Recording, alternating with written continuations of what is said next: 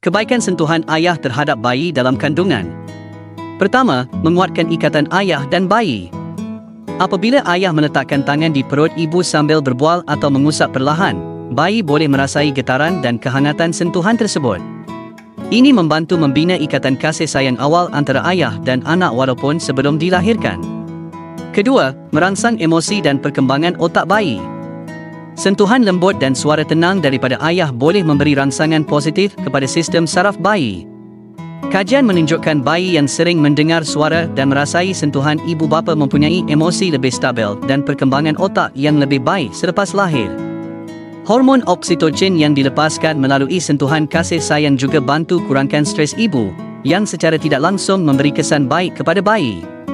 Anda sayangkan isteri. Boleh belikan maternity support belt daripada 9-month maternity khas buat isteri tersayang untuk meringankan beban ketika syarat mengandung.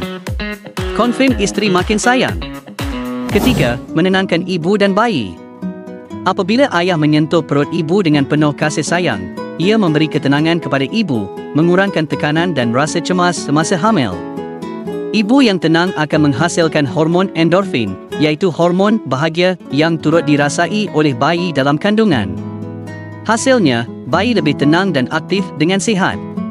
Sentuhan ayah bukan sekadar tanda kasih, ia adalah bentuk komunikasi pertama antara ayah dan anak.